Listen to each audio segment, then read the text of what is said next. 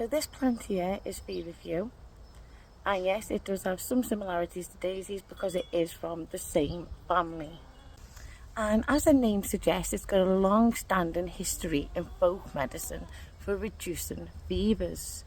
And this is what it was widely used for in folk medicine. I needed to cut back my Feverfew as it had completely swallowed the path through to the plants at the very back.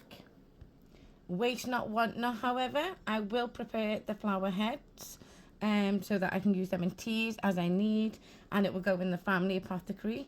It won't be going in my uni apothecary. Ideally, I want to give the leaves just a little tiny bit longer, really.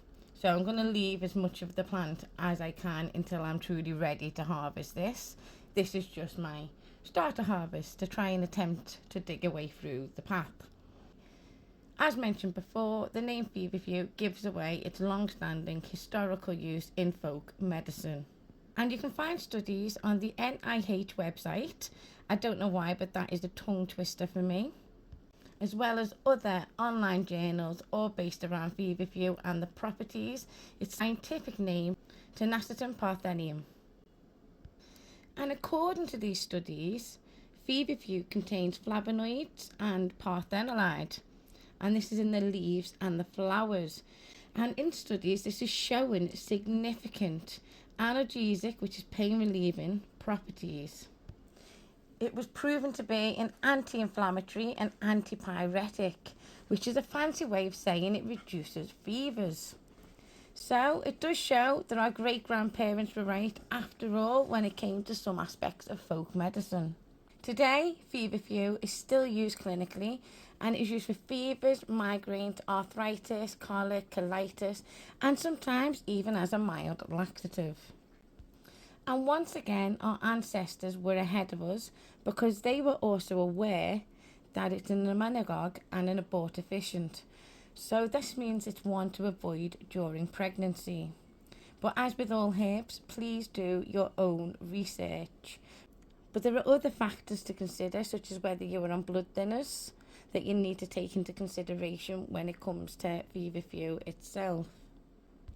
So back to the studies. A chloroform extract of Feverfew was shown to inhibit histamine release from mast cells, and the authors also state that it had a positive activity against several cancer cell lines, including fibroblasts. However, more studies are required to confirm this further. The parthenolide is allegedly beneficial in early cases of EBV, the Epstein-Barr virus.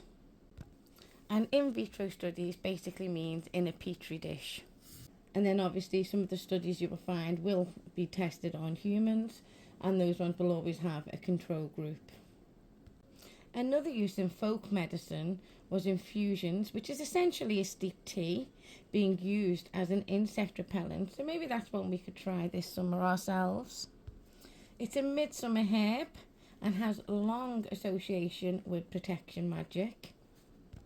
So as I said earlier, Feverfew is a great one to look into, and if you were considering starting a garden, a kitchen garden or a medicinal garden for your family, then Feverfew is definitely worth considering planting in there.